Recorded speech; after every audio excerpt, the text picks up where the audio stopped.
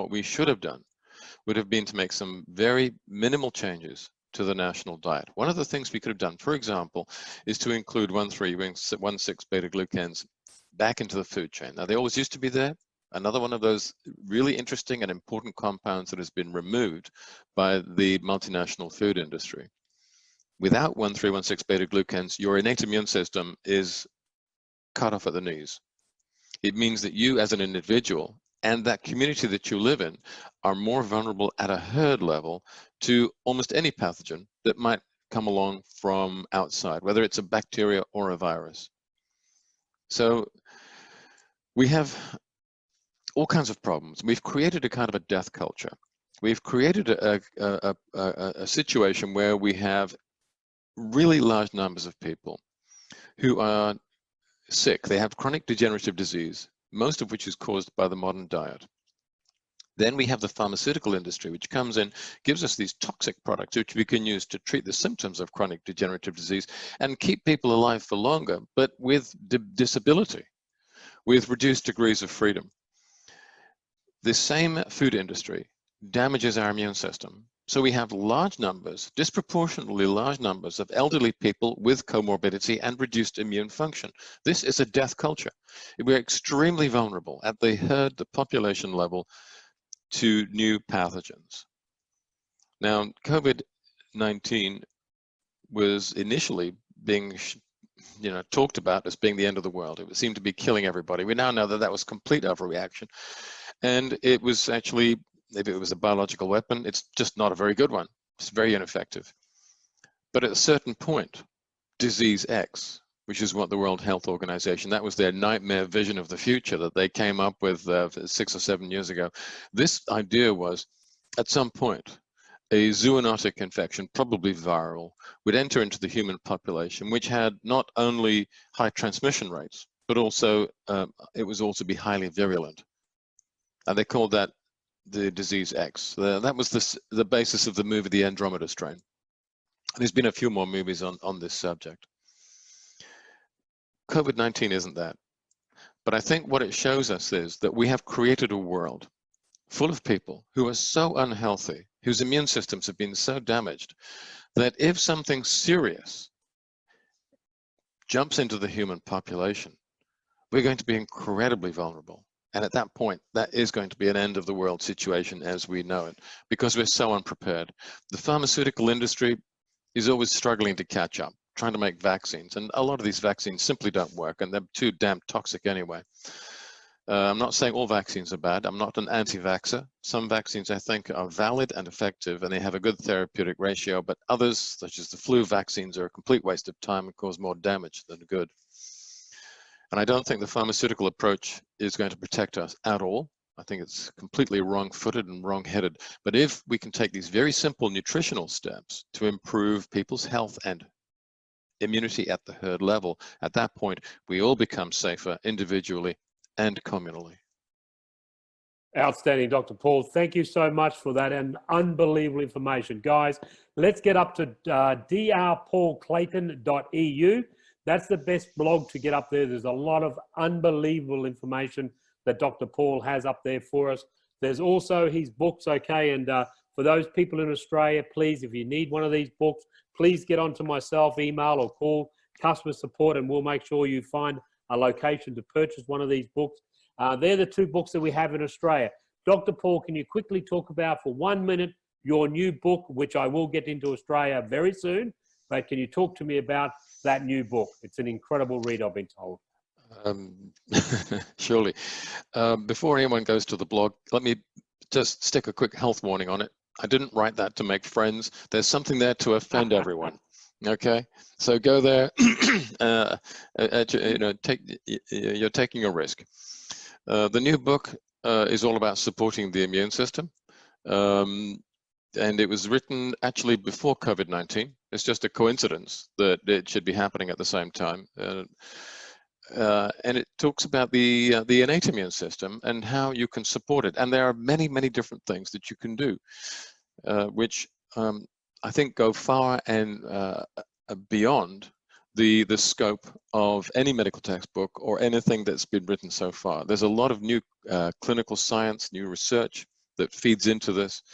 And I'm not saying that if you do all these things, you become completely bulletproof. But what I can say is this. I picked up COVID myself, COVID-19. I had been researching a lot about the innate immune system, and I wanted to know whether these things that I'd been writing about were not only theoretically relevant, but also did they actually work? So when COVID-19 came along, I suspected, well, look, given that I'm doing all these things, my immune system is probably in pretty good shape. And I was going through airports. I was being in a lot of very crowded situations. I didn't wear a mask. I didn't wash my hands. And I thought, I'm going to get COVID-19 and see for myself how it works out. I picked up the virus in due course, fairly quickly. And I was ill for, I don't know, maybe 10 days. I had a sore throat. I just felt a bit low energy. But, you know, it was no big deal. Rob, I've had worse hangovers. Although not ones that lasted for 10 days.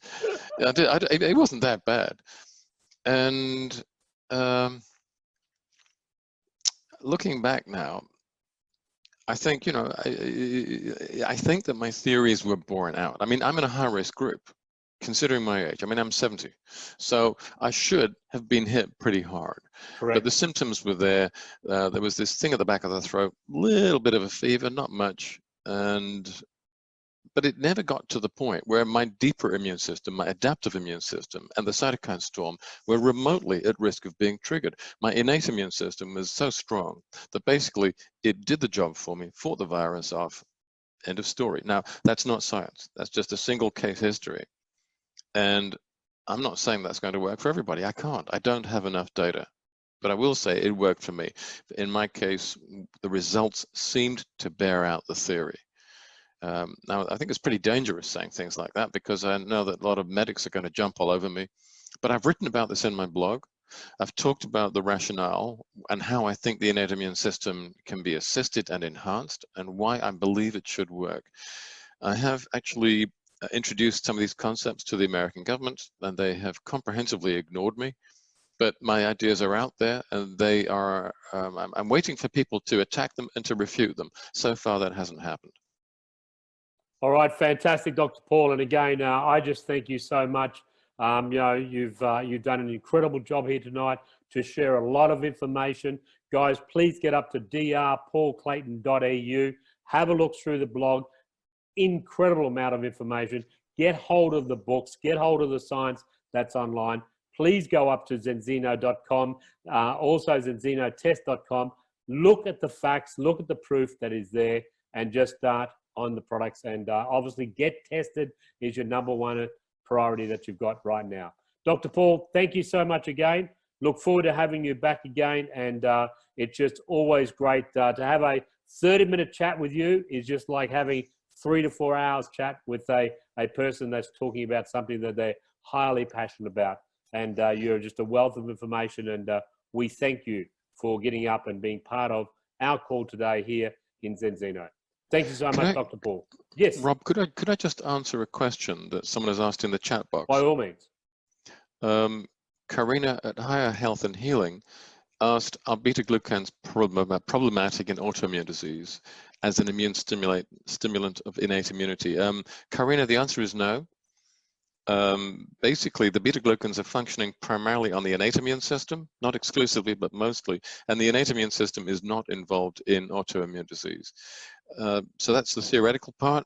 The beta-glucans do have some effect on the adaptive immune system, but we have seen a lot of people with autoimmune disease, including myself, with RA, with Graves, with Hashimoto's, SLE, type 1 diabetes. We've seen these people using 1316 beta-glucans, and there's no issues whatsoever. Now, I'll just quickly say, in a previous life, I chaired one of the scientific advisory boards for Biothera, which was the key player in the 1316 beta-glucan industry, and the tests were done with these 1316 beta-glucans in a xenograft model or an allograft model, and it had no impact whatsoever.